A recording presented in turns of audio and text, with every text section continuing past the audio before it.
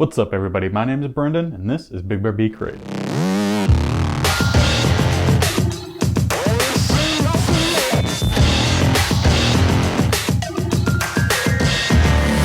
Welcome back to the first episode of this week where we're going to be talking a little bit about how I take a certain kind of photo. And for this week, if you saw the thumbnail, you might know, we're going to be talking about a photo I took of a crashing wave over some rocks that I took down in Texas when the trip I just got back from. Actually, it's been about 2 weeks, so not just got back from, but that's the last thing I've really been able to do. Besides that, we've just been hunkered in home, you know, the whole hashtag stay in home or stay at home, whatever it is, just going around right now just because of the coronavirus and all that stuff. So one, I hope everyone's safe and that everyone's doing well and that you're finding something to do at home to kind of keep you busy. And if it's these videos, I appreciate it. Go ahead and watch all of them. I have quite a few for you guys to watch, all about photography, a little bit about videography and graphic design as well. But the main thing that we've been kind of doing here is about photography. So we're going to continue that here today with, like I said, we're going to talk a little bit about how I took this photo, kind of the settings you can use so that whenever we're actually able to get out and do these things again, you could do these as well. So we're jumping on my computer. I'm going to show you the image, show you a little bit of the info and all that kind of stuff on how I took it. So without further ado, let's jump on over there and get started with this. All right, so now that we're over to my computer, I'm going to show you a little bit about this specific image, tell you a little about the settings that I used to take it and why you need to use those kinds of settings. So first off, we could see here that unlike my last photo that we did where all the water was smoothed out and you didn't really see any exact detail of the water, here you see a lot of detail. Now, if you look specifically here at the middle, we'll zoom in up, that is zoomed in way too much. And that time is not enough. 30, yeah, let's go to 50. Just zoomed in a little bit more for you guys. You can see here, we actually have this water droplets, the small little ones all caught mid-air, which is a lot different than last week's, which was a long exposure, which is going to smooth out that water like I had said. So the big difference between this week's video and last week's video with how we're capturing the water is all about, if you look over here at the info over here, it's all about the shutter speed. Now we talked about last week how for long exposure you want all of your shutter speed to be a second or more. For action photography, whether it is landscape photography like this here or out at the beach, or if it's wildlife or sport, anything like that, you need to have a very fast shutter speed. So basically shutter speed is how long the camera's aperture is open for, which one, depends on how much light you let in, but also it affects blur, motion blur, which is also why we talked a little bit about that in my videography settings tutorial that I gave you guys about how different shutter speeds go with each certain FPS to produce motion blur that looks more natural. So motion blur and light is basically what the whole 1/1000 affects. So 1/1000, that means 1/1000th of a second is how quickly that shutter opens and closes, or aperture opens and closes, which means you're going to capture things at basically 1/1000th of a second of their movement, which is why you could see all these little pixels, well, I mean, they're obviously pixels here, but why you see all the different water droplets stationary and not blurred out. Of course, you can boost the shutter speed a lot more to even have it be like 1/2000th of a second, which will really freeze it. But the issue you guys are going to run into that with this kind of photography is that, like we had mentioned, it messes with the light that's being brought in, which is where ISO comes in. And ISO is basically going to bring everything up to where that way you can still have everything be bright enough to see and not have too many things too dark or have the highlights blown out or anything like that. So we need to have the ISO be fairly balanced, which if you can tell here in my histogram, it pretty much is. The blues are a little bit too shadowed, but that's okay. I like shadows. It just brings in a little bit more mood. So for me, that's what I like.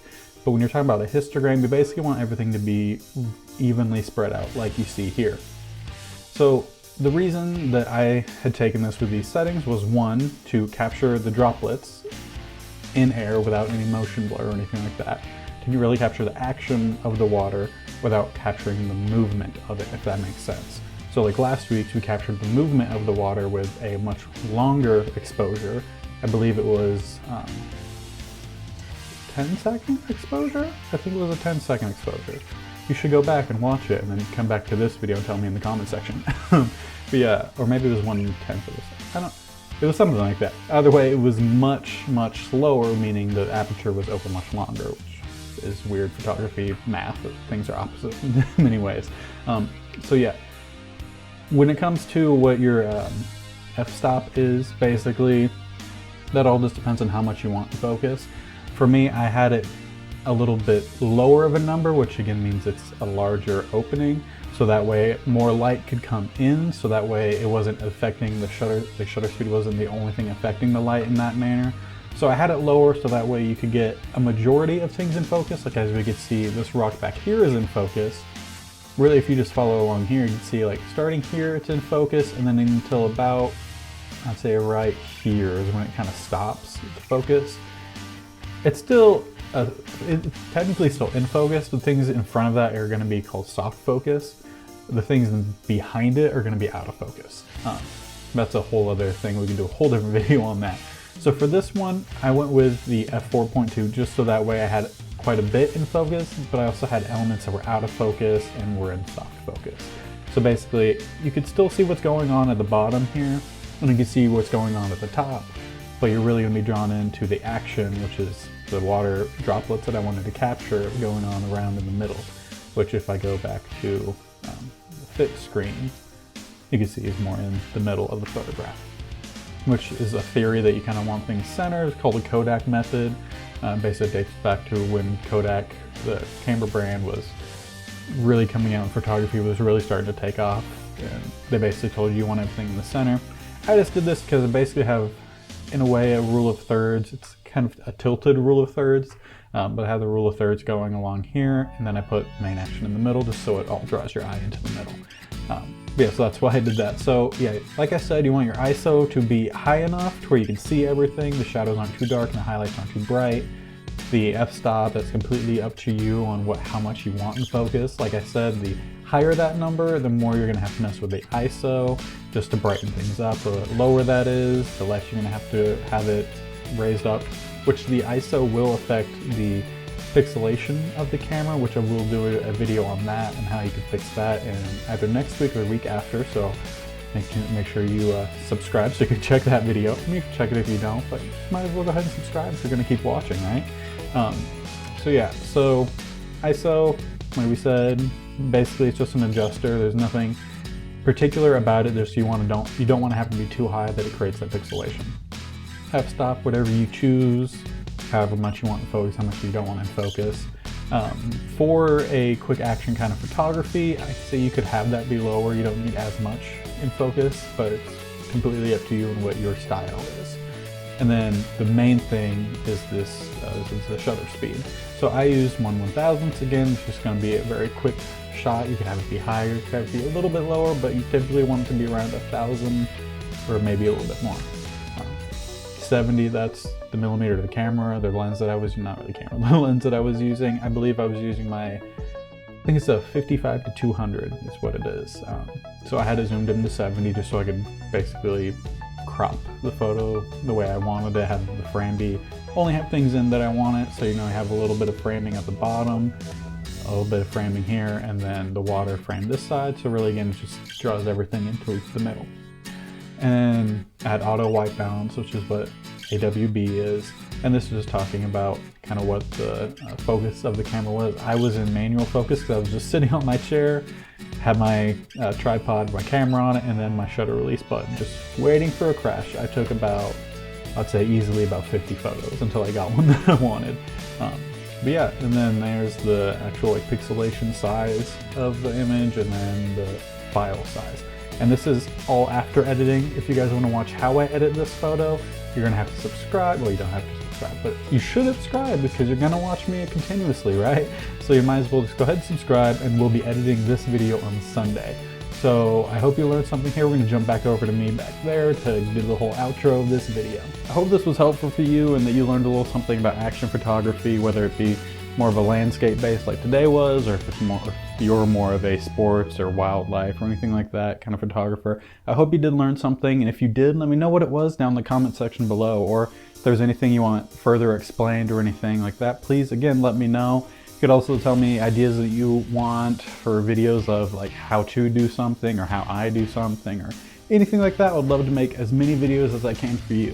So let me know, like I said, down below, and also make sure to like this video. Again, it really helps me know that one, you're learning something, you like the video. It also helps promote this video to other people who are needing the same kind of information as well as just helping my channel grow. Also, if you do like this kind of how-tos, if you want to watch how I edit this photo on Sunday, make sure that you subscribe.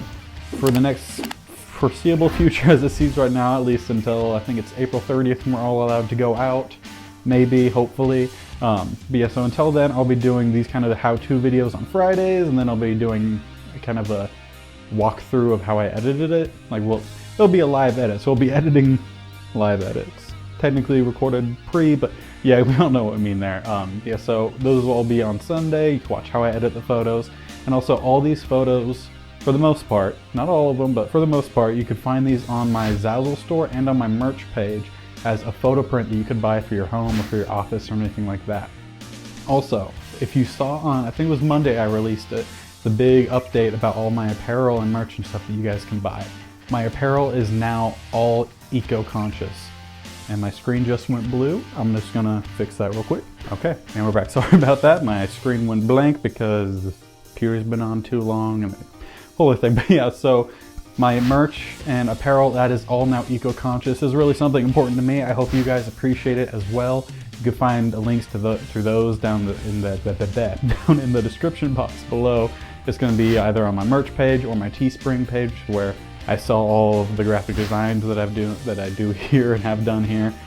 Those are going to be available. There's shirts, long sleeves, hoodies, and tote bags. I also sell stickers. Unfortunately, those are not eco-conscious because I haven't found a way to do those yet, but hopefully Teespring, if you were watching this, that you end up making eco-conscious stickers. I would love to add those too. So if you guys are looking for some eco-conscious material for shirts or anything like that, you want to update your closet or anything, please go ahead and check those out. Again, links are going to be down below. So I think that's it. We talked about how I edited, not how I edited this photo, how I took this photo, how I edited it will be on Sunday. We talked about how you could get involved here. Social media, check me out on there, so you guys could also let me know there what you're wanting to kind of learn about with different kind of photography, videography, graphic design, anything like that. Just let me know how you guys are doing during this time, because you know, we just need to talk to some people every now and then. We all get a little cramped up in our homes right now, but I guess I'll go ahead and check me out there. You could also have a chance to vote on which videos we're going to be doing next, what photo editing kind of thing we're going to be doing. So again, go ahead and follow me there, and thank you for watching this video. Hope you have a great day. Be safe and go be creative.